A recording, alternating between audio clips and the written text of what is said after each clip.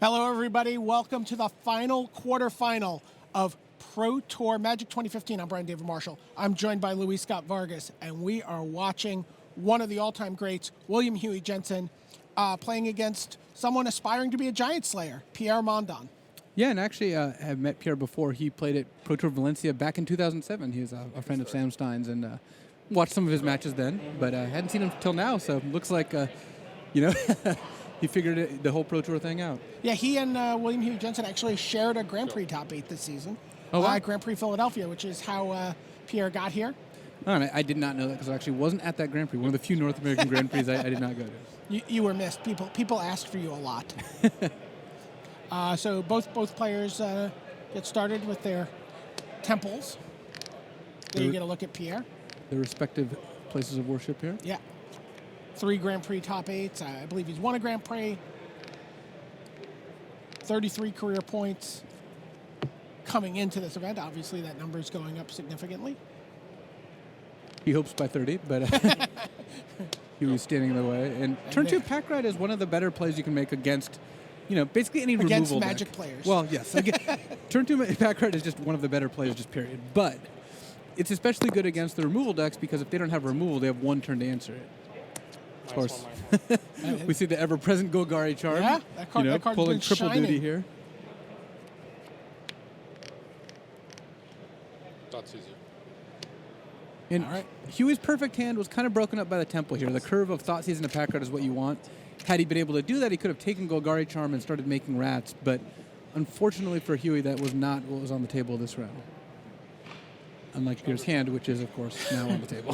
What are you looking at there as from Huey's perspective? What are you going to take? If Chandra was a one-of in hand, that would be a lot easier, but redundant Chandras means that taking Chandra is not, super exciting. Taking Carrot is not as exciting because it's off-curve, and Pierre is more likely to be able to hit a land drop. But if Huey doesn't have a creature to kill with Putrefy right now, then taking Chandra is better because you're eventually going to have to deal with it, even though it is annoying. Go ahead. So he does take a Chandra, and expects that in 2 turns there might be another one to deal with. Yeah, and the main reason is that Huey's hand is two connections and a Banishing Light, so he's got no Putrefy targets, and he's got a way to kill a Chandra, so he's going to just leave the 1 Chandra there to use Banishing Light on. Yep. With ultimate price there, with not a whole lot of targets in Pierre's deck. There's the Caryatid. Bioblight's an even worse draw. Huey was really hoping to draw an untapped land there to start getting value off underworld connections. Oh, that was a big draw. Pierre drew a Xenagos, and not the first Planeswalker, but one of the big Planeswalkers that's going to be able to put pressure on William Jensen's life total. Yeah, and the first of many, hopefully for Pierre, because that is how he wins all his matches. Right. But Xenagos is so good because even though if Huey kills it, there's still a 2/2, hitting Huey every turn, making underworld connections worse. And if Huey misses on land again, he might be in the unenviable position of having to use connections to try to hit a land drop or forego using connections to cast Banishing Light, and neither of those are great situations to be in. Yeah, and the Banishing Light, you still have to deal with that token, which Xenagos is a card that really seems to have shown this weekend. Yeah, Xenagos is an incredibly powerful card, and as long as there's not decks with a lot of good unblockable creatures, it is a very, very good threat. So Huey drew the swamp, so he got to safely use connections, using it first to conceal what he may have. I think he's going to resign himself to having to deal with Chandra later, but you can't leave Xenagos in play there. Although, I guess with a Bile-Blight, he could. Yep. Yeah, that could kill multiple satyrs, and that certainly does come up. I don't believe Pierre is actually an 8. No, that would be unlikely. So Pierre drew one of those promo Elvish Mystics. Fancy. But the good thing about Chandra from Huey's perspective is that Chandra comes into play and doesn't actually draw a card, it just exiles. So it's not like Pierre's really getting a ton of value off the 0 immediately. Yep. +1. Which is why he used the +1. And then because you're playing against black, white, and not a deck with sweepers, you might as well just play all your creatures. Yep. Here's.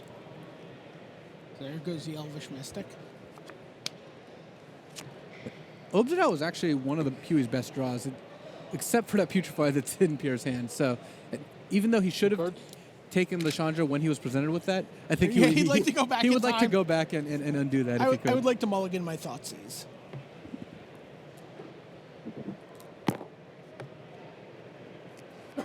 And does he have time to maybe dig for a Thoughtseize here, or? Put 11. It is kind of problematic. He's, Pierre's drawing 2 cards a turn. He's certainly going to kick things off by using Underworld Connections. But given that you missed there, do you, take extra damage to cast another Connections, or do you really just have to? Seems tough to just get hit by the Elvish Mystic and the Satyr token, and potentially even the Chandra, because that'll just strand Connections in your hand. So I don't mind playing like Temple here and scrying for 1, which is actually close to just using Connections. Right. And then using a removal spell on the Satyr token. Scry. What's he do? He looks at the top card, pushes it to the bottom.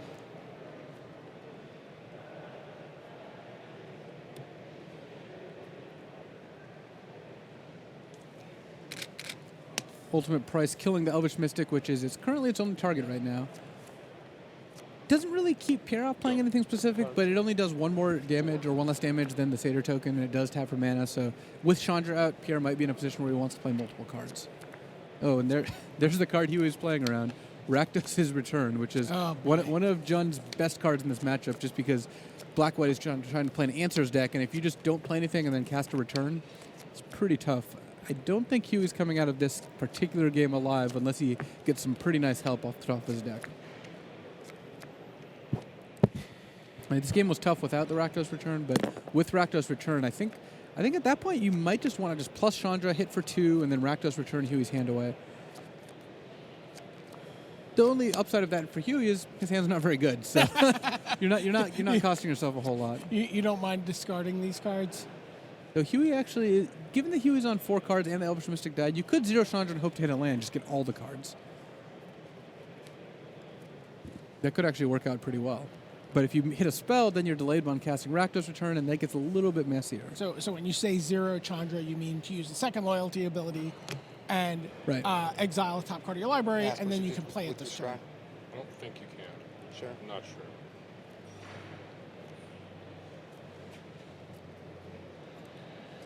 There's Rakdos Return 3. for 3. So I like this. I think that just plussing Chandra and dealing damage is just going to end up better for you ultimately, because that just is 1 less card off Underworld Connections. Ultimately? Yeah. Well, that is a funny thing about this deck, by the way, is the Jund Planeswalkers deck, none of the Planeswalker Ultimates do anything. They're actually just all blank. Chandra lets you flip your bunch of your top cards, look for a spell and copy it, except you have all just removal spells. That doesn't really help. Xenagos, you can ultimate it and then flip and put a bunch of creatures into play, except you just don't have any creatures in your deck. And Vraska ultimate is actually the best one, which is funny because her ultimate is not generally heralded as being insane. So these decks are really all about keeping the Planeswalker and just getting some recurring source of advantage. Yeah, all the Planeswalkers provide excellent incremental advantage. That's why they're there. Though Chandra here is actually just hitting for 1 a turn. Though that is powerful. I mean, if Pierre ends up, running out of gas, Chandra will help, exile a bunch of cards and figure out something to do. But for the most part, they're playing these Planeswalkers just because of their +1s and their -1s, like their middle abilities, not because of the ultimates. Which ultimately I wasn't making a joke about. Yeah. But it was a good segue. Yeah. William Jensen's Planeswalker here is Underworld Connections. Yeah, and it does play the role of a Planeswalker, but it costs a mana to use and a life to use instead of a loyalty, which has an actual drawback when you're under the gun here, which Huey is, especially since Chandra would prevent any blocking. Plus the Putrefy that he knows is in Pierre's hand is just going to make it so playing a creature really does not do anything. Go. Huey looking to Bile Blight the Satyr token. You might as well wait in case another Xenagos comes out, but combo here. You get to scry and then use Chandra. Ooh. Though again, Set it here for now. What happened? I'm setting it here for now because it's going to get exiled at the end of the turn. Oh, you 0 Chandra after you scried? Oh, I'm sorry. Yeah. Okay. so it looks like Pierre kind of shortcutted to scrying Mutavault to the top and then So zeroing what happens Chandra. with the scry? So I'm not exactly sure how they're going to rule this because because so you saw this card and you've flipped it up. Mm-hmm. So, and What exactly are you intending to do? What are you trying to do? Well, I guess scry. I forgot. I'm trying to scry. Okay. So in this situation, this is a card that you are able to see. You are able to show that to your opponent. You're giving them information that you have access to, which you are able to do, even if it's not usually what you would want to do. Sure. You've shown the opponent this card that you're currently scrying. Please finish resolving your scry. So, luckily for Pierre, it does not look like he is priced into using Chandra. So now he gets to scry the Mutable at the bottom, then use Chandra, which is going to work out a little better for him. Huey looks a Huey little with the- incredulous at how that played With the out. head shake, like, what is going on here?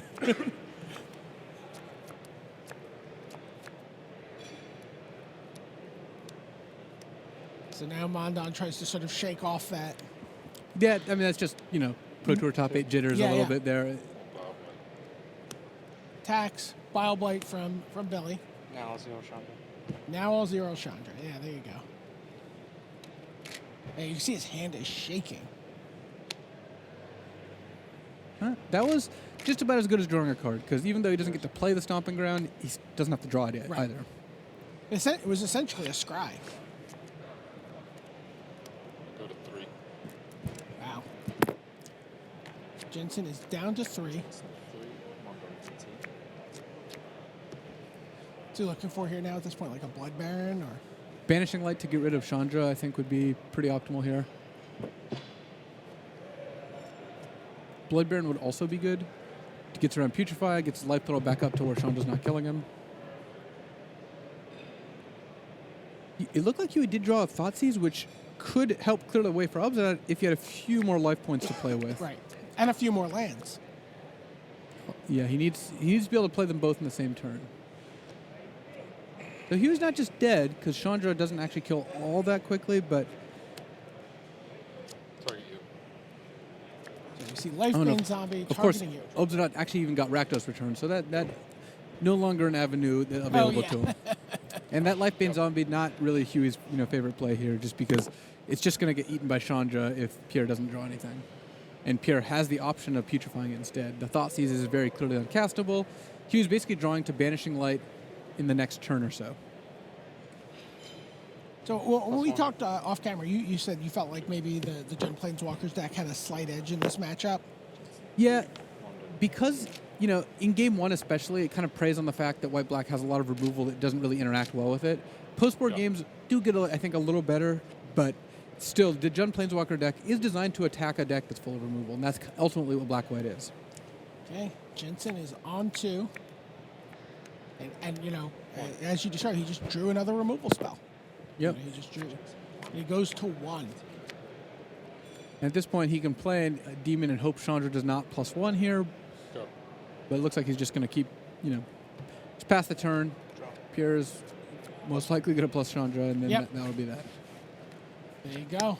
Game 1 to Pierre Mondon. Looking to play the role of Giant Slayer.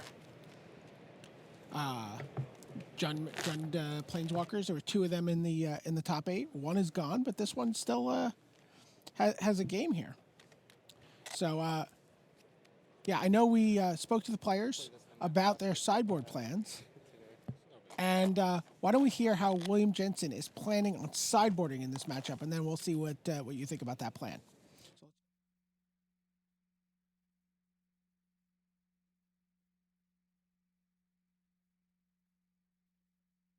His only real threats are planeswalkers, so I definitely know I want my duresses. It's going to be, I think the games are going to be really grindy, and Underworld Connections is my way to get ahead. He has some answers to that, but I definitely want to draw one, so I'm going to bring in my 4th. He has cards like Rakdos Return and Mizium Mortars to get my Blood Barons, or try to combat a really fast pack rat, because he has some mana acceleration. So for that, I'll have Sin Collector. Other than that, I'm going to take out some removal and maybe add 1 or 2 Doomblades, because they're a little bit better against him. He doesn't have a lot of creatures. For example, Bile Blight can hit Xenagos tokens and Elvish Mystics. Doomblade can hit Elvish Mystic anyway, but it also hits the Courser. So I'm probably just going to fill out my deck with Doomblades, more or less. Whatever, after I put in these 5, however much I want to take out, I'm just going to top it off with Doomblades, because I think it's the best that I have left. From a big picture, do you feel like the matchup improves post-sideboard for you? I do. I feel like I'm better off after sideboard. I think he's probably a little bit favored in the first game, and I'm a little bit favored after sideboard. Good luck. Thanks. So there you go. I mean, I guess Jensen's appraisal of the matchup was very similar to yours. How do you feel about his plan for sideboarding there? It seems perfect. I mean, you bring out the cards that just aren't good in the matchup. This is the sideboarding advice I always give my friends when they ask is, take out the bad cards, put in the good cards. But You are a genius, sir. They all find it very helpful, and they really love it when I do that. But in reality, it does what white, black, mono, black always does in these matchups, which is take out the removal spells. Those are always the dead cards, and bring in the duresses and the duress type effects. Is there any type of jockeying these decks can do to sort of like, well, I'm anticipating that he's going to do this, so maybe I can bring in a different package or change the way my deck works a little bit? There is some interesting sideboard games, in the format, but this is not one of the matchups where they're really present. I mean, Pierre could try to avoid Doomblade by taking out coursers, but I think that's actually just worse for him because courser's still just good enough. Right. So I think overall there's not a whole lot of tricky sideboarding going on just because both decks are pretty linear and pretty focused on what they're trying to do. Okay. Well, we also spoke to Pierre Mondon about his sideboard plan, so let's see what lack of tricks, what non-tricksiness he has up his sleeve. All right, here with Pierre Mondon. Pierre, talk to us about how you built your sideboard. Sure thing. Well, coming into the tournament, we were pretty concerned with blue-white control and mono-black. So as you can see, I've added some hand disruption here. Thoughtseize, duress have been huge. Just, making sure the coast is clear, forcing through a planeswalker. Slaughter games has just been huge against the blue-white decks. First name is generally always Sphinx's Revelation. And then if you get game doesn't go long enough to, ever draw the second Slaughter games. But there was one hand I had where I had two of them, and I knew from a duress that he had two dissolves in hand, so the first one named Dissolve and then the second one named Rev. Again, Rakdos Return, way too much pressure, on the blue-white control decks. Empty their hand, redirect damage to a planeswalker, etc. Golgari Charm has been a real MVP. I've got two in the main deck. Third one is backup. It's just so versatile. Game one, I thought, we might see some red, goblins, one toughness creatures, and it's such a blowout if you hit them with it early. And the ability to kill a detention sphere or banishing light or a courser, just whatever you want at the end of turn or just whenever is huge. Game one is versatility. Magma Spray is a 4-of that I have because I was really concerned about decks with Chandra's Phoenix, things that have the ability to kill you, turn 4 unanswered. Yeah. Any deck with Burning Tree Shaman is a problem because I'm looking to 1-for-1 people, and if they're playing, 2 creatures in a turn, and I can't kill 2 creatures in a turn because my removal spells cost 2 and 3, then I need something that's cheap and to the point. And, the RFG clause is extremely relevant too. Okay, how do you feel about your quarterfinal matchup? I feel great about it. Looking forward to it. All right, good luck. Thanks. Okay, well, there you have it. We didn't really get, we got a little more of a general overview of Mondon's sideboard in that segment and a little less of the specifics. What do you think he's going to be doing here? Keeping his sideboard plan under wraps. Yeah. with the fear that one of Huey's friends might watch it. I think in general that... So actually, if I could interrupt you for 1 second. So in case other people at home are worried about that, the players, when they do these segments, they're not, they're recorded in an isolated area. No one has access to it. People are kept a distance away. And the players, once they're in the feature match area, these are played, and they have no access to their electronics or to other people who could pass information Which on is to them. perfect, because these new segments are great. I think they're awesome. Yeah, as a spectator the first 2 rounds of the top 8. Right. But they did come with an added level of security to sort of protect the integrity of that. But you know what? We'll get a little bit more of the sideboard plan from you as we watch these guys play, because they are ready to go here in Game 2 with Huey Jensen and Pierre Mondon. And much like Huey wanted to take out removal spells for hand disruption, Pierre's kind of doing the same thing. He's putting in more Rakdos Returns, Duresses. This isn't really the matchup for Slaughter games, so I would not expect to see that generally, but more ways to, basically rip apart Huey's hand and make sure the Planeswalkers are safe is a pretty good plan. Pie the Needle being a pretty good answer to Underworld Connections. You just get to name the land that it goes on. Another reason to vary the lands you put them on, which is something I'm sure Hugh is aware of. Since, I am sure. There are. He is very edge aware at all times. Yeah. And this is a good opening hand. I mean, it's got a Duress, Underworld Connections, and a Banishing Light, as well as a Hero's Downfall. It's basically got hand disruption spell, 2 things that kill planeswalkers, and a way to draw extra cards, plus 3 lands. So this is perfect, one of which is even immutable. I think the question is whether you want to keep a land on top here, since drawing 1 land is good, drawing like 2 to 3 lands is not. So especially, your Underworld Connections are a lot less safe post-board games. You can expect Needle, you can expect Golgari Charm, you can expect more Abrupt Decays. So that makes keeping a land-heavy Connections hand a little more risky. Right. He did keep the land on top, though. I think keeping the first land on top is fine, especially since this hand is so good, but that had to be what Hugh was thinking about. Whereas in game 1, I think it's a much easier decision. So both players keep their scries on top.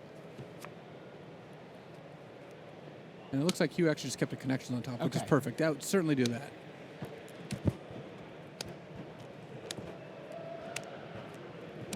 Pierre's Underworld Connections and Read the Bones there. So do you have to take Needle here because you have the Underworld Connections? There's a lot of threats. You do have double connections, so you can, get the first Needled and then play the second. Like, get Rubber Land is the first one on, and Needled and play the second. But Rakdos Return is a card you really don't want to deal with. Same with Xenagos, so it's actually pretty tough. I think I would be inclined to take the Rakdos Return there, since I think that's just going to strip away too many answers. Right. But You have 2 different answers for the Xenagos. You're gonna take a hit from a token, but you Yeah. have 2 different ways to deal with that, right? I'm going to take Xenagos. No. I think that the only card you really can't defend taking is Mizium Borders there, and I would not take Read the Bones. I mean, Pierre's hand is just so good that taking Read the Bones just seems like you just have to hope he's not hitting too much good stuff with it. I think taking Xenagos or Rakdos Return makes sense, though. I would not take the Needle there. Would that change if you only had 1 Underworld Connections? I'd be a lot more tempted to take Needle if I had 1, but Banishing Light still does answer by the Needle, so Sure. it's not mission critical to worry about it. So Huey played a Mutavault after his duress resolved. Representing attacking for 2 here, though I do not think that is incredibly likely to happen. And even though Pilot Needle only costs 1, playing Underworld Connections and making Pierre play Needle does disrupt Pierre's curve here, because it means he cannot cast Read the Bones. So I definitely like casting Connections. Yes, Underworld Connections on a swamp, tapped out. Important to note for people at home, if Pierre Mondon chooses to play Python Needle, he has to name Swamp here, right? He can't. He cannot name Underworld Connections, or he Right. can name it, but Yeah, that would be incorrect. Because it gives the land the ability. He names Swamp, and then Huey puts the next connections on like the Temple of Silence or Right. the Caves of Koilos. Yeah, Likely the caves in that. and, and that swamp is still able to tap for mana and do all of its other normal swampy things, just not use any swamp abilities.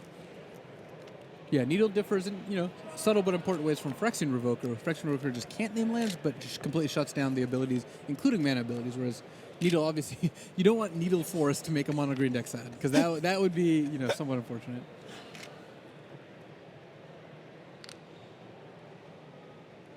Yes, you would have encountered that at your Friday Night Magic if you could shut off a mana ability with a Needle.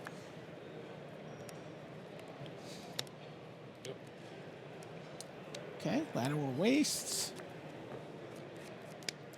And even though you give Hugh an extra card by casting Read the Bones here, because you're not needling connections, I think being able to spend 3 mana instead of 1 mana is just too critical. You can't really spend a whole turn on a 1 mana spell when you have a 3 mana spell, a 4 mana spell, and an X spell in your hand. So I like casting Read the Bones here. Right, that ability to look for a card, potentially 4 cards deep into your deck for something. And Huey's a big fan of Read too, but I'm sure he didn't want it to be cast this turn.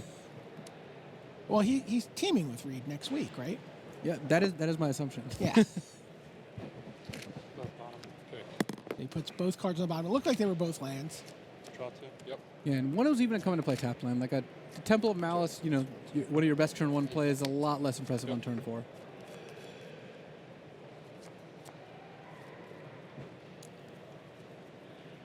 Looks like he may have drawn a Planeswalker there. We'll get the hand tool updated and see what those cards are.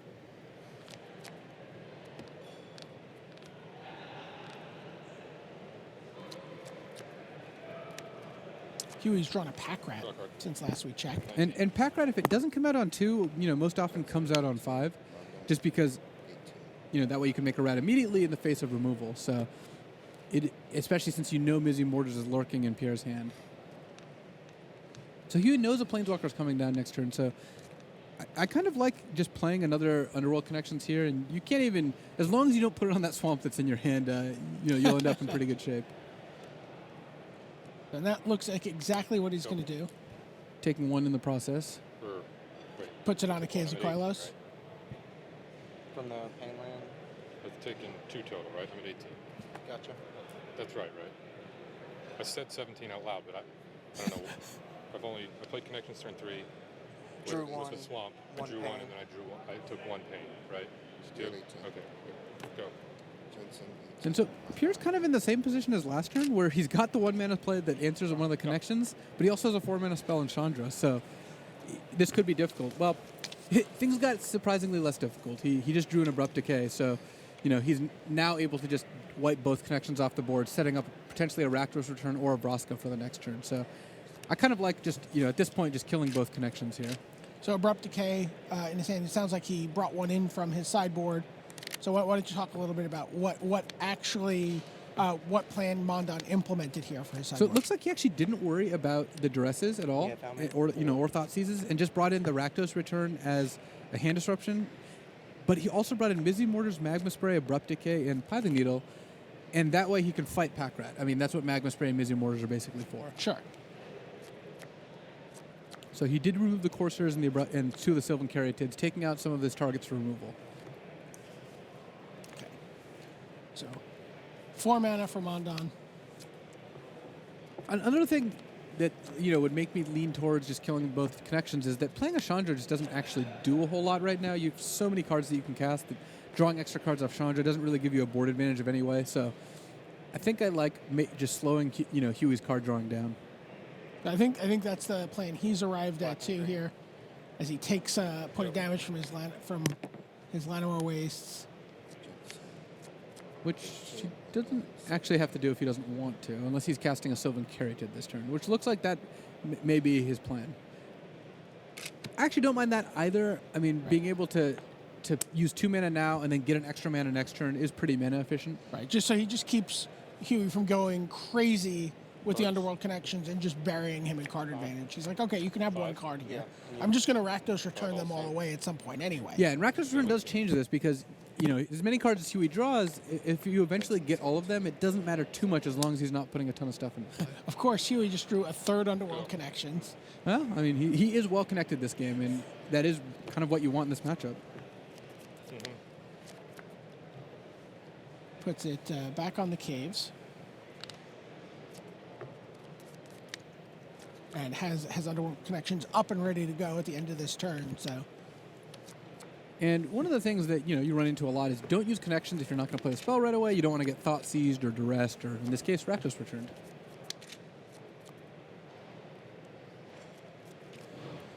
Mondon's like, how many of these Underworld Connections does he play? All of them. In fact, he said he was bringing in a 4th here, right? Yeah, and I'm sure Pierre anticipated that. The second Mortars being the draw here, not really what Pierre's looking to do. And true to his word, Huey did just take out a bunch of removal for Duresses, Sin Collectors, Underworld Connections, and then just the 1 Doomblade because that's the leftover card. All 0. Okay. So, plays Chandra, zeroes it, exiles a Putrefy. And really hoping to hit a land here. Hitting a land would have been very good with Rakdos Return in hand, but consolation prize, you still get to needle one of the connections. Probably want to needle the connections on Caves of Koilos. Right. Because that way Caves goes back to being a mana land, and it's generally a worse mana land than Swamp at this point. You assume Hugh's got second white somewhere. And Jensen had to activate his Underworld Connections there before the Pithing Needle resolved. Right, because you don't actually know what he's going to name until it comes to play, at which point it's too late because it's as it comes into play. Well, here zeroing Chandra on the first turn actually made a lot of sense. When you're going to miss your land drop, the +1 is not nearly big enough to tempt you away from being able to hit a land drop, especially with Rakdos Return in hand. Cards? So it looks like Jensen drew a Thoughtseize. Thoughtseize is very important here, since part of the reason you don't take the Rakdos return with the first duress is hoping to draw Sin Collector or Thoughtseize before the Rakdos return comes out. So Huey's in a pretty good shape this game. He's still got a Hero's Downfall for the Vraska once it hits play. Yeah, he can still just kill. He can Thoughtseize, kill Chandra, draw an extra card this turn if he wants. And if his plays are good enough, he could, again has incentive, given that he's making his land drop, of just Thoughtseizing, playing a land, saying go, and using Hero's Downfall, then saying go without using connections, in order to use connections in a turn. There's the Thoughtseize.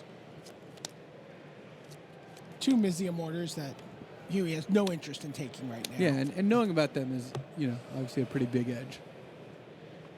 Mizium orders does get around, Pack Rat, Make a Rat, because you can just overload it. Right. Costs a lot of mana, but deals with the rat infestation.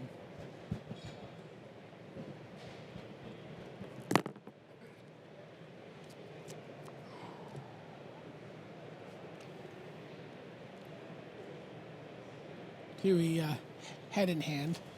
Take Vraska.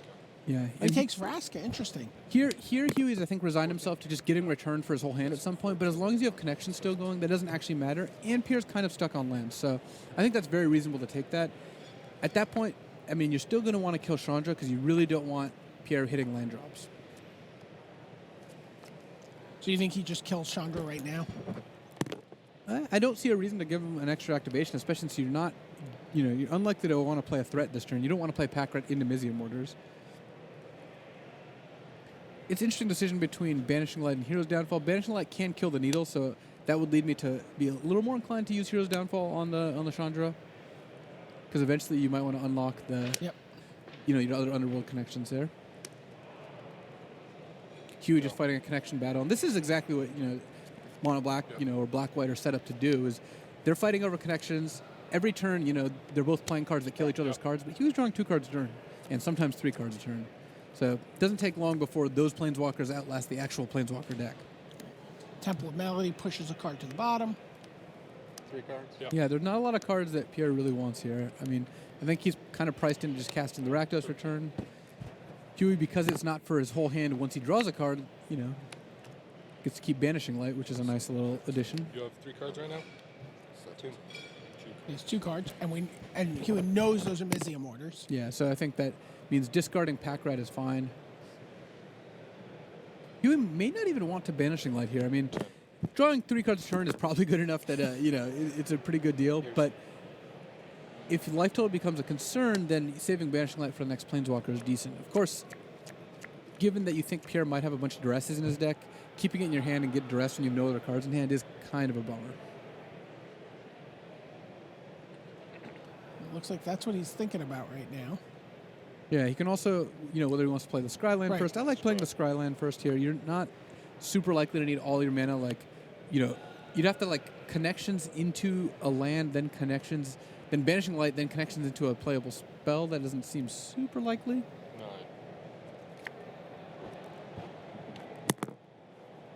So Jensen falls to 9.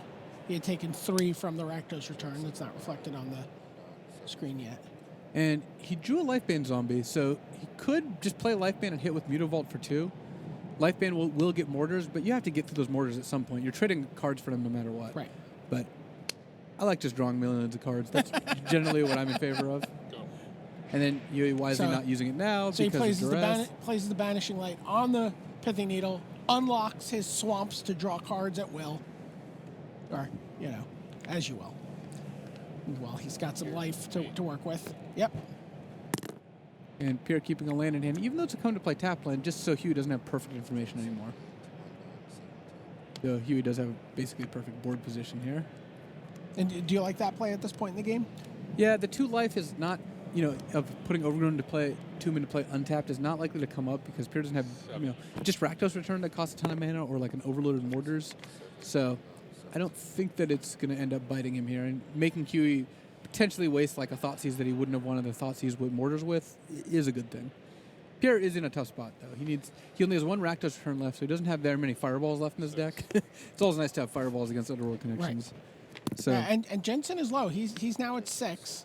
yeah, he has to be worried about Rakdos return too, since he's in such a commanding lead. He needs to get it to a place where he doesn't die to a top deck Rakdos return, but the more cards you draw, the faster you hit like an Obzad or a Blood Baron, in order to start getting that life back.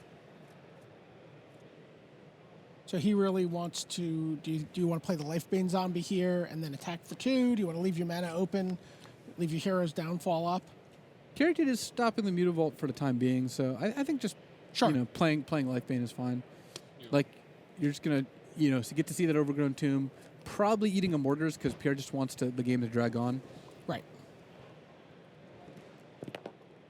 And Huey's not going to play anything too juicy into the Mortars anyway, so I think you're probably in good shape to just use Mortars on the Lifebane. Of course, if you drew like a Chandra or something instead of that Blood Crypt, then that would be a lot easier. I think Pierre's going to take a few hits from the Lifebane before likely Mortarsing it ultimately. There you get a look at Lifebane Zombie. Huey is now officially in Rakdos return range. So at this point, if Pierre has an untapped land in hand, so at this point you might as well just go nuts on the connections and just hope that Pierre does not draw Rakdos. And you're really looking for an Obsidat before you're looking. I mean, he knows his Blood Baron's just going to die. Yeah, he knows that it's not living to get lifelink through. So Obsidat's the card you want more than anything else. Okay, and Jensen goes to 4. Underworld Connections has a drawback. I mean, it's much harder to kill than a Planeswalker, but it's done 10 damage to Huey. It does give Pierre outs this game. You see him, he's like, come on. Oh, he's well aware. Now, since he drew a third Mizzy Mortars, I think he definitely has to just kill the zombie. Right, that was a freshly drawn Mortars. Kills the zombie as Luis predicted. Huey's zombie flooded, so his Lifebanes for days. Not that they're insane here, because their vulnerability to Chandra is kind of annoying, but they're very good against Xenagos, which I think is the main thing they have going for them. He's like, oh look, I still have 2 Mizzy Mortars. Yeah, Huey can get in with 2 Mutavaults now if he wants to. He also has to start worrying about Xenagos or Chandra coming off the top and actually dealing incremental points of damage. So he does too much Underworld Connectioning and tapping out. That could be a problem. Looks like he's considering the Mutavault attack here.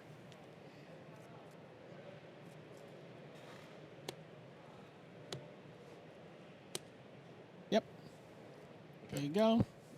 And you got to get damage in. So. Yeah, attacks 2 Mutavaults, carried it, soaks 1 up, and 2 get in. And that's the Rakdos return. He just drew the Rakdos return. Well, I think that might be a Chandra. Oh, is that a Chandra? Oh, which is still very good It's here. still very good, yes. Because it kills Lifebane and then puts Huey to 3. Huey gets to attack Chandra, but then goes to 2, attacks Chandra, then goes to 1, attacks Chandra. I guess that... Does he still have a Hero's Downfall in hand? He also still has Hero's Downfall, so I guess he can just kill it. Still pretty good because it kills Lifebane Zombie and basically make Huey draw 1 less card off connections.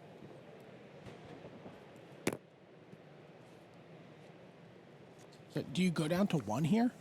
The disadvantage of going down to 1 is Chandra, but if Huey has already dealt with enough Chandras this game that he's probably not super worried about it. Looks like Pierre has a total of 3 Chandras, so there is 1 left. Okay, he Hero's Downfalls at the end of the turn. I think staying at 2 is very different from 1. I would not give Pierre the double the number of outs to just kill you. Wait, what was my 3rd land? No, you hadn't. I had Temple. You had Temple. Okay, sure. Okay. Right? Yeah, you misread something. For sure it was 5th, right?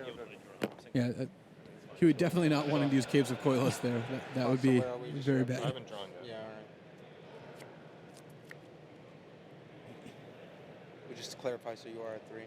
Yeah, I'm still at 3. Okay. Temple of Silence will let Huey, Right. take a peek, look for Obsidat. Is this Basically binning almost anything else. That's probably not an Obsidat.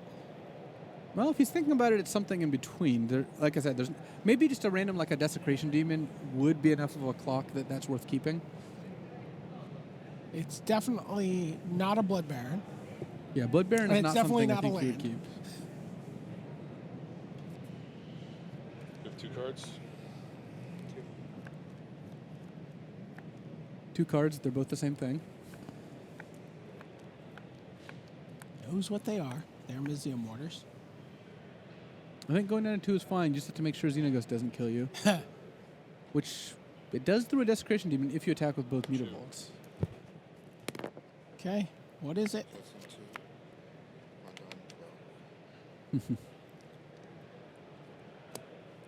Oh, it looks like an Elspeth. Okay. Elspeth is a fast clock. It doesn't particularly care about Mizzy Mortars. I mean, it wipes out the soldiers, but Elspeth still sits there. So I think that even though Huey wants Obs out more than anything else, Elspeth is a fast enough clock that's worth keeping. 3 cards. Pierre has a couple turns to draw Rakdos Return. And potentially the third Chandra. Yep. All Okay. right. Scries and pushes. Huey's like, excellent.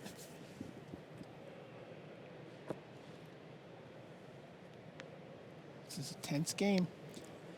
It's probably not going to happen, but it would be great if this game went to the point where Huey could make enough rats to live through an overloaded Mizzy Mortars. He He's 14 close- mana. That's yeah, all he he's- needs. He's close. 14 mana and 5 cards in hand.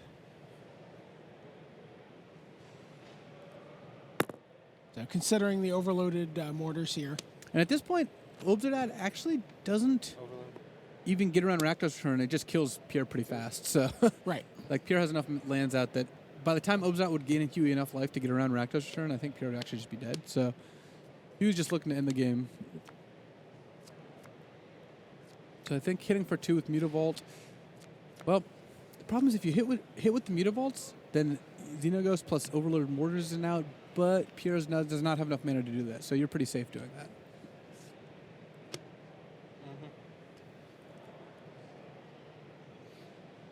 So he makes 3 tokens with Elspeth. And Chandra's still on and out because Carrington can block 1 Mutavault, except I guess you get to play Chandra and then Mortar and kill a token. So yeah, Chandra's still an out for Pierre here. Assuming Huey does not have anything. Oh,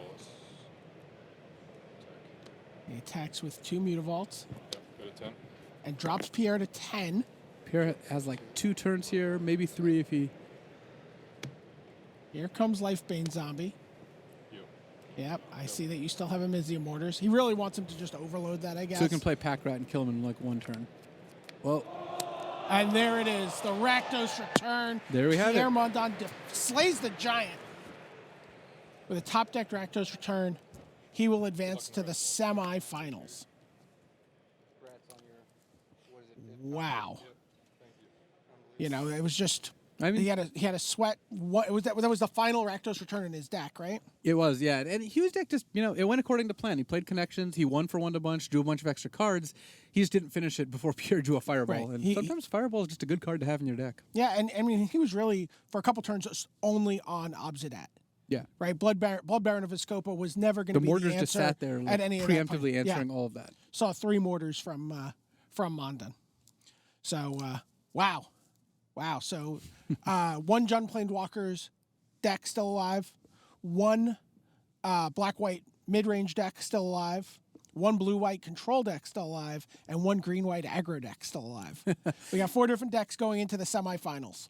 Yeah, all the decks that had 2 copies, one of them ended up losing in the quarters. So our winner is going to be one of 4 different decks, and they're all very different, actually. Yeah. I think Yeah, the most absolutely. similar, I guess the black, white, and the Planeswalker deck are both, doing the same thing from a different angle, whereas the blue, white deck and the green, white deck are kind of diametrically opposed. What do you think about which archetype do you think is the one that is most likely to persevere here and win? Well, I talked to Frank Karsten and Stan Sifka about Yvonne's matchup round 2 against Owen, and they seem pretty confident. So they think that Yvonne's definitely favored. If that's true, then Yvonne's in pretty good shape, since the Planar Cleansing version is much better against the Planeswalker version than the Detention Sphere version of Blue-White. So if Planeswalkers makes it to the finals, Planar Cleansing is just going to be amazing. Okay. Well, we're going to continue to bring you every single game of every single match that's remaining. 4 decks, 4 players, 3 more matches. We're going to send it back to the news desk. Until then, Luis Scott Vargas and Brian David Marshall.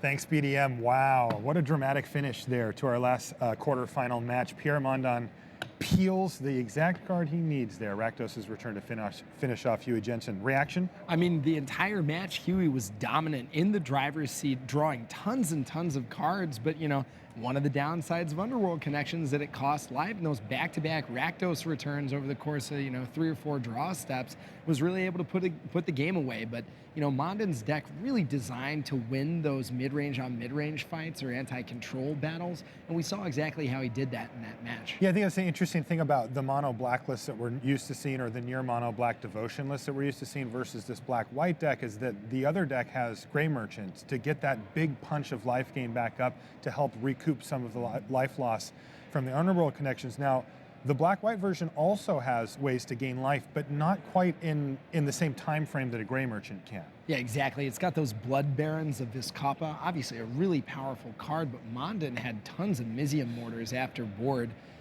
swept the board 2 or 3 times, buying himself some time to draw Rakdos, and that's exactly what happened. And that's exactly what happened. Why don't we take a look at our bracket to let you guys know what the tournament looks like from a bigger perspective here. So from our first quarterfinal there, Owen Turtenwald advances past Pat Cox in pretty impressive fashion. Pat Cox had a couple of kind of clunky draws, and Owen made it through. Of course, Ivan Floch beat Matt Sperling in the next one. It was a long, drawn-out match, but Ivan Floch was in the driver's seat pretty early in that last game there, and just took him a lot of turns to actually finish off Sperling. So we're going to see Owen Turtenwald versus Ivan Floch. That is actually going to be our next semifinal match, though it won't happen for a little while. The players are going to be on lunch now, so that we're going to let them grab a bite to eat.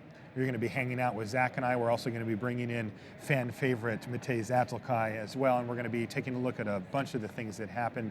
Now on the lower part, we've got Yuki Ichikawa falling to Jackson Cunningham. Jackson advances to the semifinals, and of course, you just saw it, Pierre Mondon with his Rakdos' return advances past Hall of Famer William Huey Jensen to set our second semifinal match. Now, for those of you that haven't watched the last couple of PTs, it's awesome. We line them up now. So it's quarterfinal, quarterfinal, and then both semifinals, and then the finals. You get to see every single match here on Sunday out at the Pro Tour. Great stuff, and we still have a lot more to bring you today, of course, as well. Now, before Zach and I bring on Matej to talk about a whole bunch of players, a whole bunch of things that happened as we wound down the tournament here, I'd like to send it over to Rich Hagan, who recorded a little video earlier to give us an update about some of the bigger picture things that happened as a result of this tournament. Hello everyone, it's been a huge weekend here at Magic Pro Tour 2015, both on and off the tables, with 2 very big announcements. For those of you who've been away from your laptops, your computers, your mobiles, your tablets, or just carrier pigeons, here's a chance to catch up on what we've announced over the last couple of days. Well, we begin with the Magic the Gathering Pro Tour Hall of Fame. People have been casting their votes, and Brian David Marshall, the Pro Tour historian, announced the 3 new members of the Magic the Gathering Pro Tour Hall of Fame. Why don't we take a look at how the votes panned out up on our big wall. So there you see the 3 members that make it in. 3rd place in the voting was Guillaume Wafatapa of France, the patron saint of control, a man with a dominant history with all kinds of blue cards. 2nd place in the ballot into the Hall of Fame from the United States, Mr. Paul Rietzl, your Pro Tour Amsterdam champion from 2010. And as you can see, nearly 3/4 of the eligible votes went to Paul Rietzl. But crowning this particular class of the Hall of Fame, Makihita Mahara of Japan, the 2006 world champion. He delivered a stunning 86.8% of the vote, and those 3 members will join the Magic the Gathering Hall of Fame later this year at an induction ceremony in Honolulu, Hawaii during that Khans of Tarkir Pro Tour weekend.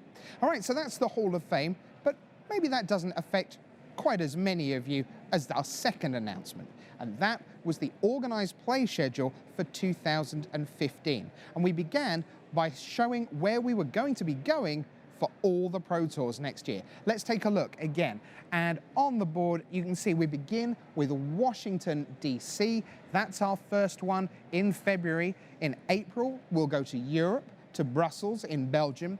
Then it's over to the fabulous city of Vancouver in Canada. That's at the back end of July. Milwaukee, Wisconsin is our venue for the October, the Fall Pro Tour.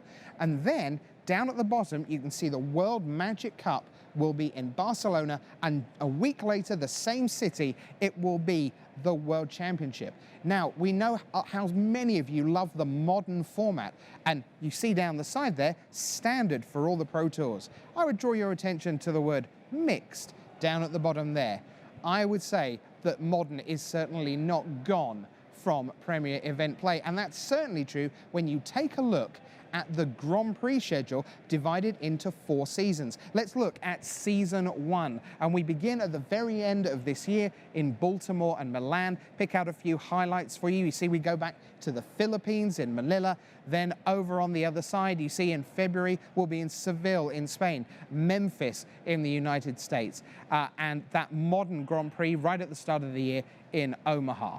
Why don't we move on to season 2? And you see that we have Miami and Liverpool on the same weekend. You can choose your own favorite of those 2 cities.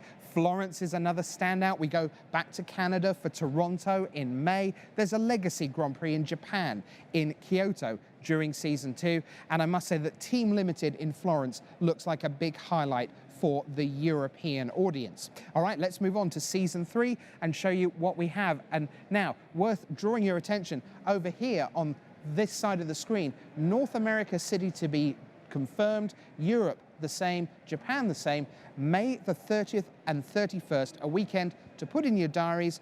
We're trying something a little bit different. You'll see towards the end of this year exactly what we have planned for that weekend, but worth bringing in your calendar to make sure you are free to play in a Grand Prix wherever you are in the world. North America, Europe, Japan, all running simultaneously that weekend. But there's plenty more going on in season 3. Modern in Charlotte, Copenhagen and Singapore. Again, 3 of those 4 GPs down the bottom there, all modern in the space of 3 weeks. Buenos Aires is back again. Hong Kong. Join us for a second British Grand Prix. That's the first time that's happened in Magic history. A nod and a tribute to the growth of the community in my home country. Well done, guys and girls in the UK. And then finally, season 4, let's take a look and see what we have for you on season 4. It begins in Prague and Santiago. We go back to Chile. We have Madison, Sydney, so many exotic cities, Quebec City, Beijing, and then look towards that legacy event at Seattle-Tacoma. The season ends with a modern event in Pittsburgh.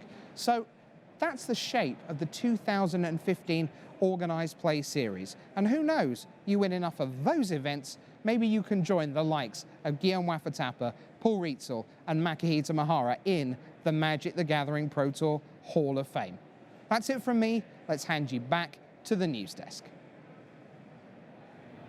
Hey guys, welcome back to the desk here. Marshall Sutcliffe, Zach Hill, and we are now joined by Matej Zadokai. Matej, welcome to the desk. We're happy to have you here. Hey Marshall, hey Zach. How was your tournament? Not that good. Okay, so you're here with us though to have some fun, Yeah. blow off a little steam maybe? For sure. All right, well, we're happy to have you. Why don't we take a look? So, a lot of very big things were decided in this tournament. Of course, this was the last tournament of the Pro Point season. So this locked in a lot of people for a lot of different tournaments, a lot of different statuses. And we want to take a few moments here to go with you guys. Well, again, our players are out on lunch. When we come back, we're going to be bringing you both semifinals and, of course, the finals as well. But until then, let's take a look at what actually happened during the course of this tournament as we look forward to the next pro season. So I think we're going to start off with Player of the Year. That seems like a reasonable place to start. Now, we pretty much knew how this was going to end. There was a little bit of question. I mean, one of the things that had to happen was that like an Owen Turtenwald had to make the top 8. He also had to do more than that. The problem is Jeremy Desani, who is our Player of the Year right now, Player of the Year done, he got 9th. He lost top 8 on breakers. So he really put up a wall that said, no, you are not going to take this from me. And we've had just an incredible breakout season here for Desani. I mean, so unbelievable to me that as we've entered into the home stretch of the Player of the Year race, we had so many people at the top of this list in this top 8. And for Desani to put up such a commanding performance when he really needs to, the talk coming into this event was Reed or Desani, Reed or Desani. Unlike his 2 teammates, Reed kind of crashed and burned on day 1. Not so for Jeremy. I think he really earned that title this weekend. Yeah, I think this is Jeremy Desani's one of the most dominating performances for Player of the Year. I mean, he just ran away. He won a Pro Tour. He won 3 GPs, 3, and top 8 2 more, and also got a top 25 and now a 9th place. I mean, if he had gotten another top 8, he would have double platinum, more than 90 points. That would be ridiculous. Yeah, and he was full of surprises the whole time too. I mean, I remember as we were coming down the stretch, Reed Duke was in the lead. And it was like, yeah, you know, we really have to wait for the Pro Tour to see how it goes because Desani has to, like, I don't know, win a GP to take the lead or something. And then we were doing coverage on the same weekend and we started getting messages from Europe and they're like, he won the GP. And we're like, what? Like, unbelievable. And he didn't even need it. I mean, with his performance here, he still had such a lead. Yes, he did. So well earned for Jeremy Desani of France. Now, I do want to remind you, these stats, we were up till about midnight last night crunching the numbers with spreadsheets. I was sitting with Scott Larrabee. So these aren't the official published stats, but these are what we have currently as the locked in. I got to get that disclaimer out there just in case. Marshall and them were up till midnight. I gracefully abdicated from that discussion. You did. All right, let's take a look at our next graphic. We've got, I believe, Rookie of the Year is next. It is indeed. It says Rookie of the Year race, but this really wasn't much of a race. Jared Betcher burst onto the scene this year and kind of ran away with Rookie of the Year. I mean, yeah, truly these are some impressive performances from rookies. I mean, we don't always see pro point numbers this high. Raymond Perez, Neil Oliver, who was in there, both with over 30 points. Rasmus right on the cusp. Budakov, world champion. I mean, these would be great performances, but Jared Betcher, yes, some near top 8 finishes all across the season. Truly some of the more innovative decks that we've seen in multiple formats. So congratulations to him, securing the Platinum Club for next year and convincing victory in the Rookie of the Year race. race. One of the things, Matej, about being the Rookie of the Year this year is you get to play in the World Championship. Being Rookie of the Year has never been better than this year. Oh yeah, absolutely agree. And I mean, it also helps you set up for next year. Sometimes we've seen the Rookie of the Years take the title and the following year did not do as well. So the translation here for Jared is much easier. He's going to play Worlds. He's going to grab some extra points there. I'm sure he will. He might even go very deep and starts off his year very well. So. Yeah, and of course, he's also Platinum. He earned that by getting 49 pro points. So that is going to push him through to potentially a great sophomore year for his follow-up. World Championship. So we're changing it a little bit. We've got 24 seats available now. It was 16 previously. Why don't we take a look at who is going to be in our World Championship? We have basically everything set here. So running down the list here, we have our world champion from the previous year. That's, of course, Shahar Shenhar. The 2013 World Magic Cup captain. So France wins that, and Raphael Levy is going to take that slot. Pro Tour Theros champion, Jeremy Desani. He's also our Player of the Year. He also takes that slot. He also wins a slot from being the European regional point getter, but those drop down to at-large bids. PT Born of the Gods with Sean McLaren, of course, from Canada. Pro Tour Journey in the Knicks, who can forget Patrick Chapin. And then the Magic Online Championship, the Mox. That was Lars Dom. Any thoughts on these guys, Matej? Well, it's Pro Tour winners. I mean, like, how much better can you get? Already you got the world champion, the World Magic Cup captain, and the champion as well, Lars Dom. I think maybe a dark horse for the competition already. I think it's quite solid. Yeah, we haven't seen Lars make a big splash out on the Pro Tour scene quite as much, but he had a great performance at the Magic Online Championship, and I'm kind of with you. I keep my eye on him. Why don't we take a look at the next one here and see who else is qualified already for the World Championship, determined this weekend. Player of the Year, Rookie of the Year, those are in. So we already saw Jeremy Desani on the previous graphic, but we've also got Jared Betcher, like we just talked about, as our Rookie of the Year. He's going to be there, and like you said, Matej, this is going to set him up to potentially follow up his fantastic rookie year with maybe even a better sophomore year. Yeah, it's entirely possible. I mean, and we also got still 4 very good players in the top 4 left. One of them is going to go to Worlds. One of them does not have an invite, and Pierre Mondon and also Jackson Cunningham, they don't have the invite because Owen and Ivan Floch are already going. So, I mean, the other 2 guys have a lot to play for. That's right, and you can see that there. The Magic 2015 champion that we're going to be crowning later on this very day, on this very stream. Remember, they're not just playing for $40,000. They're not just playing for platinum. They're not just playing for a trophy and the glory. They're also playing for a seat in the World Championship, Zach, that's got to be one massive chunk of what you're playing for is just that seat. Well, yeah, I mean, just the value of the seat. I mean, that's not like a very big tournament. There is a very big prize pool.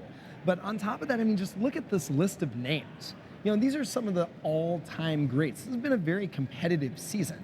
And so to be able to join the ranks of, the, you know, some players, you know, everyone from Dizani to Levy, Jensen, I mean, all of these people, you know, to even be able to sit at the table in that tournament is a big, big deal. Matej, so let's say that you had an invite to the World Championship. It's got to be bittersweet, right? Like, sweet, I get to play in this great tournament, but then you look at the lineup and it's like, well, we're not getting any off rounds here. Yeah, to be fair, like, from a pro player perspective, for me, I'm jealous of all the players going to Worlds because they already have a chance to get points before anyone else gets the chance to get these points. So it's really a nice buffer for the following pro point season. And of course, it's also a very good chance to prove yourself. I just want to remind everyone of Shota Yasuoka. I think his performance at the Worlds was, I think, the one that said, oh, Shota is insane. Yes. He only has one Pro Tour top 8, but his performance there is, people basically count it as a Pro Tour top 8 for Hall of Fame considerations. Yeah, they do. All right, let's take a look at our next one here. For the World Championship, we've got 10 different geo-region slots. So we have APAC, which is going to be Li Shitian and Nam Sung Wook. So congratulations to both of them, of course, for making the World Championship seats. Europe, Jeremy Dizani. Now that's the third time we've seen his list show up, and the way it works is his unused slots are going to get bumped down to what we'll see in a few minutes, which are the at-large bids. But Jeremy Dizani is the #1 point getter in Europe, followed closely by Stanislav Sivka. Moving down to Japan, Yuya Watanabe and Yuki Ichikawa has now moved into that second spot. Yeah.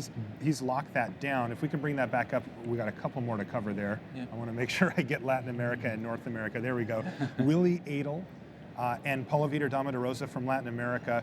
Not a huge surprise there. Two of the most active players from that region. Yeah, absolutely. I mean, I'm already. You haven't even finished all those names, and I'm already like pretty scared for the other people. It's like, No kidding.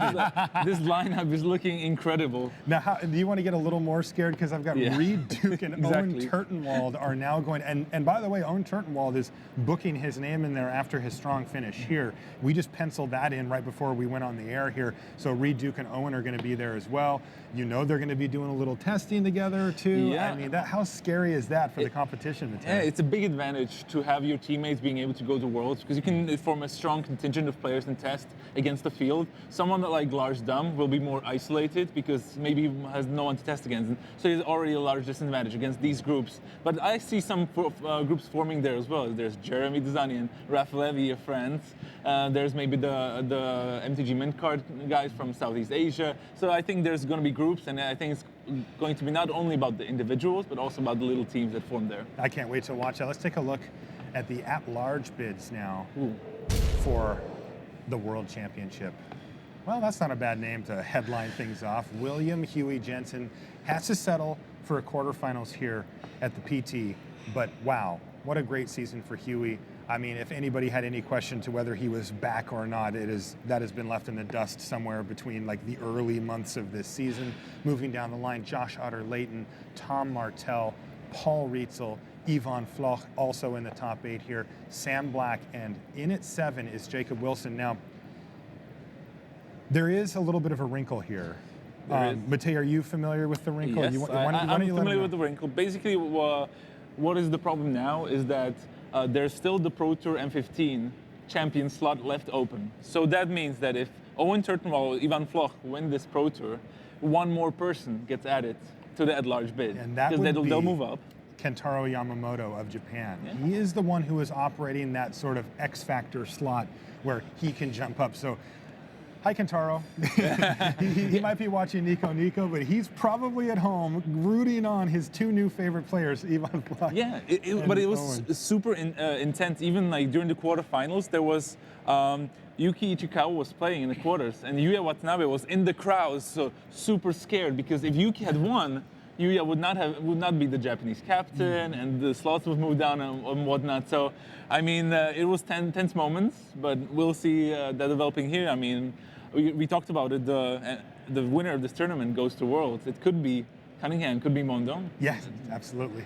All right, so why don't we take a look now at the World Magic Cup itself, or excuse me, the Hunt for Platinum. That's what I want to look at now. So the Hunt for Platinum shows us how people were coming into the tournament, what they needed to do. So the people that were already Platinum are at the bottom. I'm not going to go over that list. You can browse it at your leisure. But just by showing up, the next layer up, Namsen Wickenchari Yamamoto, William Jensen, Shenhar, Fennell, Hayne, McLean, Ben Stark, and Jacob Wilson, all they had to do was sign the slip to say, I'm at the player meeting, and they got Platinum. So they're in. The players that needed a top 75, Patrick Dickmann, Eric Froelich, Raphael Levy, they had to put up a performance here, Zach. I mean, getting a top 75, you have to put up a reasonable performance at the PT. In fact, actually just quite a good one. They did it. And before I throw that to you, Zach, these three people at the top needed a top 16 to get Platinum, and all three did. Yuichi Ichikawa, Martin Yuza pulls off a fantastic run to get Platinum, and of course, Ivan Floch, who's in our top 8 as well. I mean, it's that top stat that just blows my mind the most, right? I mean, 3 different people. There are not very many slots in the top 16 of a Pro Tour, and that is not an easy accomplishment to do. So for 3 people to be on the bubble and have achieved that, I mean, that really means that you brought your A game. And of course, I look at people like Yuza, Froelich, Levy, who've been here, you know, seemingly forever. You know, it's a big prospect to say, you know, I've been doing this a long time. Next year, I'm not Platinum. It's kind of that can be a moment where you lose your fire. Oh, absolutely. But that's not what we're seeing. I mean, here. we see that out here. I think that people, you know, don't realize that, like, if you don't play at an incredibly high level and even run good sometimes, you can fall off, right? It's entirely possible to find yourself at the end of this and say, I'm not qualified. I have to go start PTQing, even though for the last 4 years I haven't had to. So, you know, it's a scrap to stay ahead here, and congratulations to all these players who made it all the way to the highest pro level, Platinum. If I could mention one thing which I find really impressive, everyone expected me just to go on about Ivan Floch or Robin Doyle, my buddies, but I want to talk about Yuki Ichikawa because I played him round 3 and I was 0-2. So he was Wow. 0-2 and then rattle off all the wins, not only to top 16 but to top 8 and to get the Platinum level, to get to Worlds and everything after starting off 0-2. I think that's super impressive. That's incredible. All right, let's move on now to the World Magic Cup. So this is, of course, where each country has their own 3-person team representing their country, and we're going to run through these team captains with you guys right now. Matej, I'm going to make you pronounce some of these. Oh yeah, I can't wait already. Okay, he's chomping the. Can I rattle them off? Yeah, go for it. No. you don't want to. Okay, so here's Argentina, Demian Tejo. Congratulations to you, and congratulations to everybody. We've got a bunch to go through. I'm going to zip through pretty quickly. If you guys have something that you want to say about somebody, just jump in there. Justin Chung from Australia, Austria, Valentin Mackel. What a great season for him. Yeah, up and comer. I mean, Valentin Mackel has been on the scene, on the Austrian scene for a few years now. But this year he has a fantastic year. Got gold level, made top 8 at 5 Grand Prix. Overall decent performances, and he has been traveling the world with Patrick Dickmann, going to the US GPs. GPs. I see him get at the a lot point. of them. They just like each other's company. They like Magic a lot. So why not spend all the time traveling and testing and doing fantastic performance? I think he's definitely one to watch out in the coming years as well. All right, so Belarus, Yevgeny Zakharinov. Good, Congratulations that was good. to you, thank you. Belgium, Nicholas van der Hollen. Bolivia's got Carlos Tarico. Brazil, Willie Adel. Nobody's super surprised to see that. It's usually between Willie or PV. This year it was Willie. Well, yeah, I mean, but what you just said is noteworthy. Right, I mean, PV 9 lifetime top 8, maybe even 10. Right? It's just infinite top 8s. Always, you know, sort of thought of as the best Brazilian player, but Willie in the Hall of Fame conversation, 4 top 8s for him. And you know, to cement this, I'm reminded of something that you said earlier, Matej, about the World Magic Cup is a great opportunity for people that are on the cusp of Hall of Fame contention to really cement their legacy. So a big opportunity for Willie. I think it's a great point for Willie as well, as he's the pillar of the Brazilian community and gets to represent Brazil at the World Magic Cup. I think that's a fantastic. I think that's storyline. great too. Bulgaria has Yevgeny Kamashki. Congratulations to him. Canada, Sean McLaren. That was a tight race.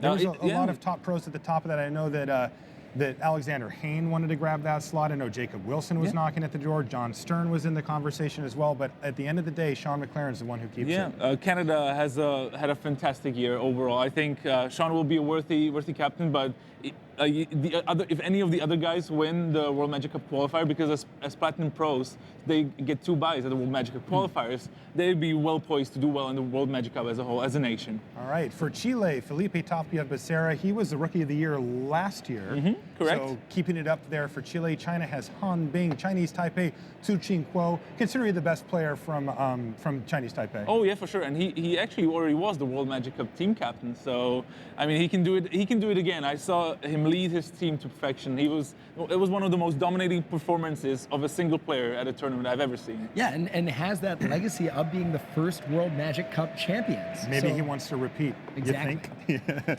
Maybe. So Colombia has Daniel Cardozo. We've got Miguel Gatica from Costa Rica. Vrajan Horvat from Croatia. Oh, you're getting pretty good at this, I'm Marshall. working You on it. gotta I'm get in working on it. practice. Yeah, Daniel Antonio from Cyprus, Czech Republic. Go ahead. I want to mention Daniel. I think he's living in London right now, but he will represent Cyprus. Young guy, 19 years old or something like that. I think actually 18 years old, and like great performance for him. I think he'll be well poised to make his mark on the tournament. Okay, what about from the Czech Republic, Stanislav Sivka? Well, Stan is a buddy of mine. I've known him for a long time now, and I mean he had a fantastic year, made Worlds, well deserved. I mean overall he just had good results, and his Pro Tour top 8 in Germany just cemented it. And I think he led the team last year too. So Yeah. I mean he's been there now with more experience. The Czech Republic has a very high quality of players overall in the country, so I think they're going to get some very good qualifiers. Denmark, Martin Müller. Let's move on to our next. We have got a bunch of these still to get through. Dominican Republic, Pedro Papatera. We've got Ecuador, Daniel Verde Soto. El Salvador, Ricardo Cabrero. England, Fabrizio Anteri. Yeah, it's kind of strange. You see these Latin American or Central American nations being read aloud, and then Fabrizio Anteri actually comes from Venezuela. Yeah, but he's not the most English name I've ever read. He's actually pretty Italian, considering. So he has these connections going on. Actually, I remember Fabrizio has 3 GP top 8s this past year. Wow. And I remember 2 of those were with one of his friends who's also Italian Venezuelan, Daniel Fior. Yeah. It was great stories, but he had a great year, gold level, and he just did overall really well. And I think he's going to be a good captain for England. All right, we've got Estonia, Hannes Karem. From Finland, Anssi Alkio, another player we saw in the Magic Online Championship. France surprises nobody here. Jeremy Dizani is going to be the team captain. I mean, talk about a repeat performance. You know, we can already begin that conversation. France won last year, and with Dizani as the captain, they are set up well.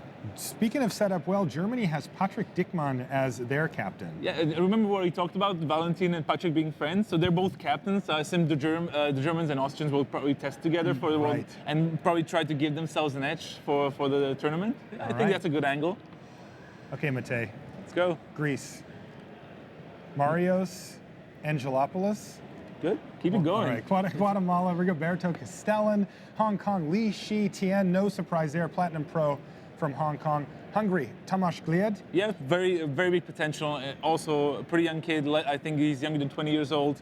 I think he definitely can do really well for Hungary, and they've got some good players if they qualify. Should Coming be in as best name so far, Ragnar Sigurdsson from Iceland. Indonesia, all right. Kurniandi Patriavan. Thank you I very guess. much for that. Ireland has John Larkin. He's back. Yeah, John Larkin, really old school player, sort of like we saw Neil Reeves this weekend, but he put up a great performance at his home back in Dublin for Pro Tour Theros, and that's good enough to qualify him as captain this year. Yep, Israel has, of course, Shahar Shenhar. Italy, Andrea Mengucci. That's an interesting storyline. Fantastic performance. I mean, he got the top 8 at the previous Pro Tour, and for this one, he tested with the American guys, with Ben Friedman and the others. I mean, and also he was putting up good results. They credited him being the limited mastermind. Maybe he can carry that over to the World Magic Cup. Would be fantastic. That's great. And from Japan, Yuya Watanabe does seal up the captainship there for Japan. That's a hotly contested seat for sure. And I mean, if I lived in Japan, I'd be pretty comfortable with Yuya at the helm. For sure. I mean, he has the experience. He has everything. I mean, he's a great captain. All right, why don't we take a look at our next one here? Yeah, we're still flying through here.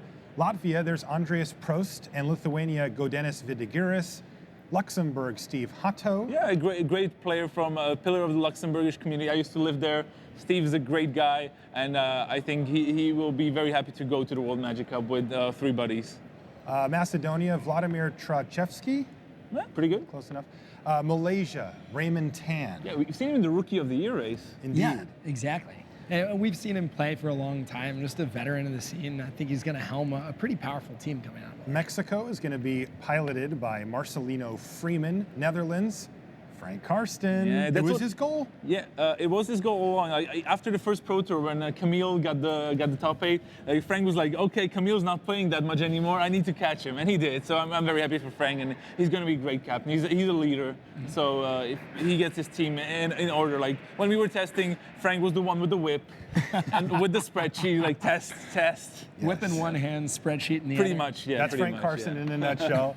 Jingwing Jie is going to be representing New Zealand. Yeah, great year for him. I think lots of potential in Yingwei. I've gotten to know him, and he's just always at the top tables in the first couple Pro Tours, so great year for him. Northern Ireland is going to be represented by Alan Warnock. Norway, Nikolai Herzog. The Hall of Famer. Yeah. He's back. So that's scary for a competition there if you are playing against Norway. Panama, Ivan Oro.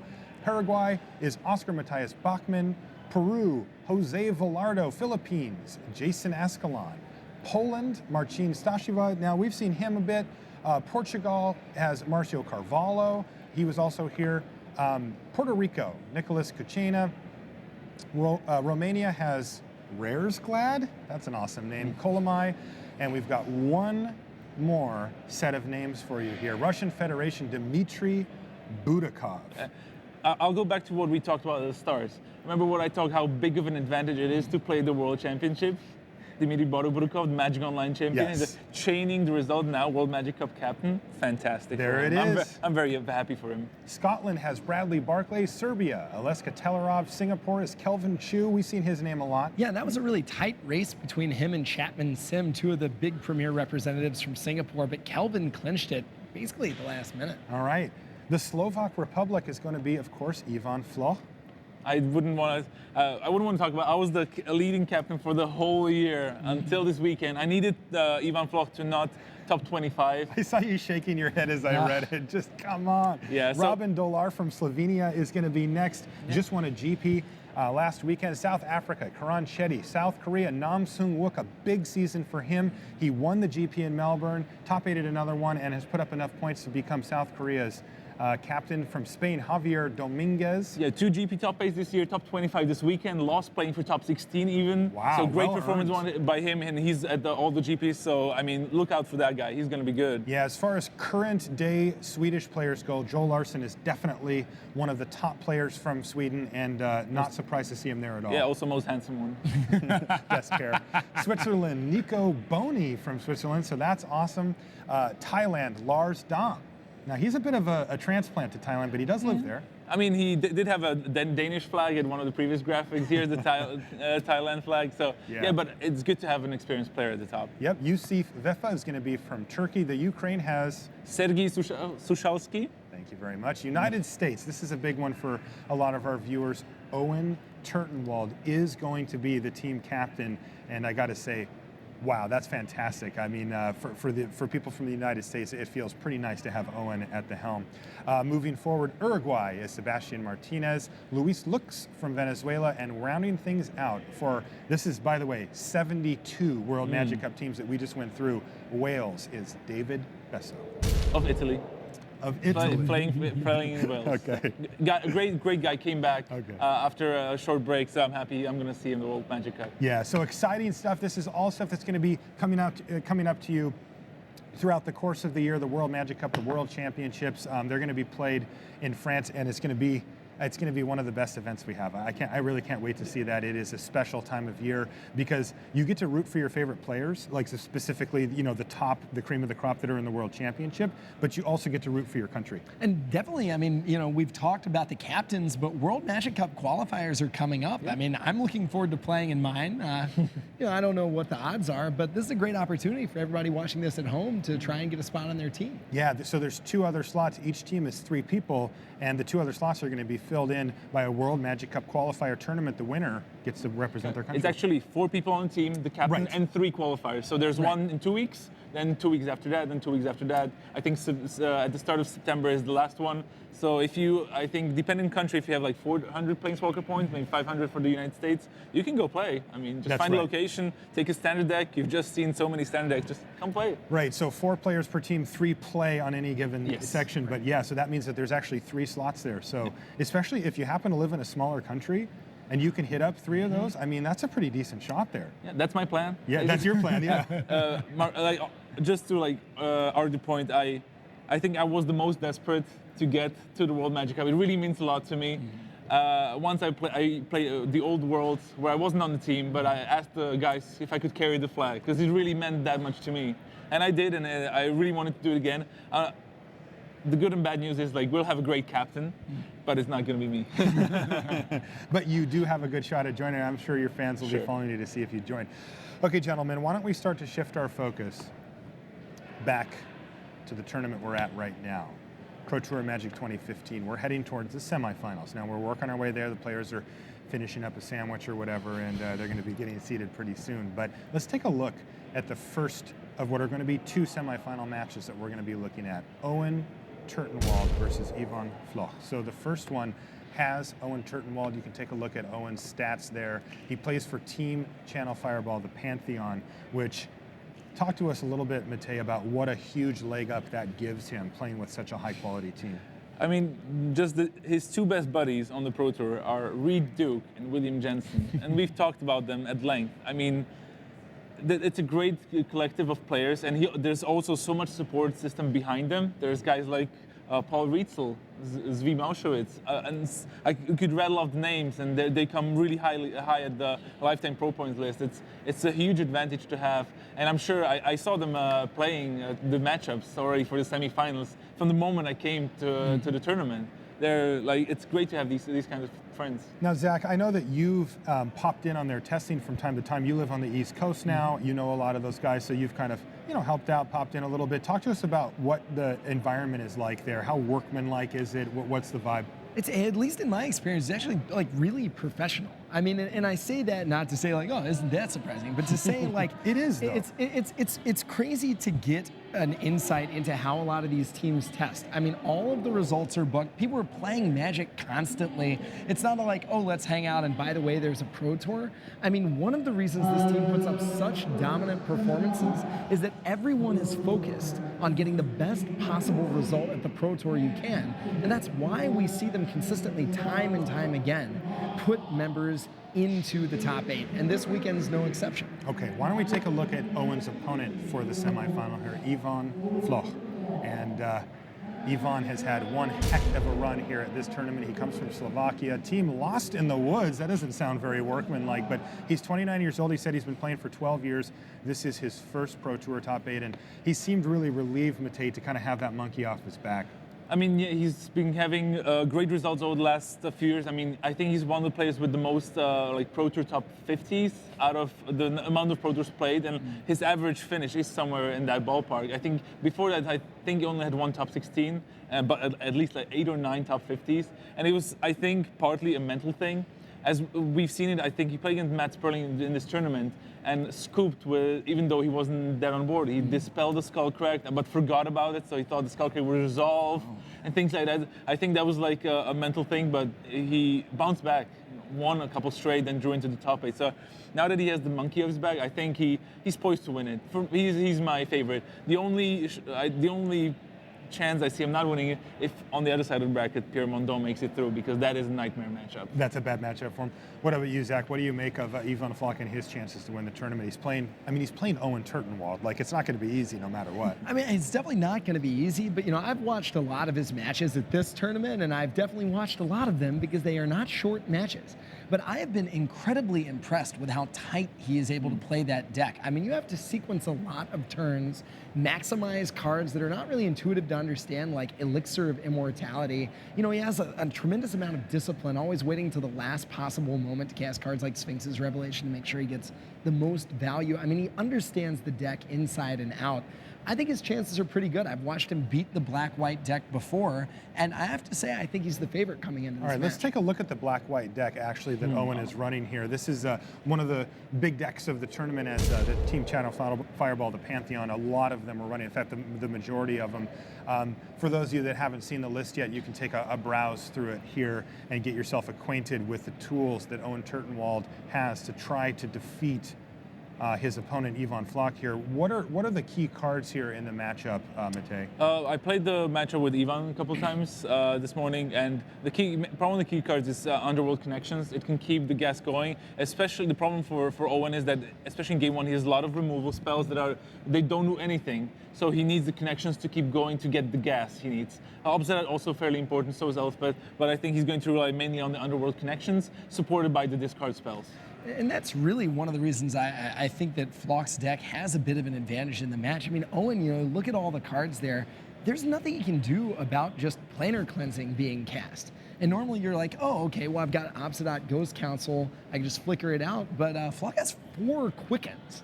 So he can cast Cleansing and Supreme Verdict at instant speed. So I agree completely with Mate that black-white decks got to get Underworld Connections up and running quickly so as not to fall too behind on cards. Yeah, we've seen that sort of pattern happen over and over from this type of a matchup. It's similar, it has similar veins to the Black Devotion list as well with the discard, where the black deck will sort of dismantle the blue-white deck in the early stages, and then they sort of hit this holding pattern where the black deck maybe has used up a lot of its card in hand to dismantle and doesn't have a big threat.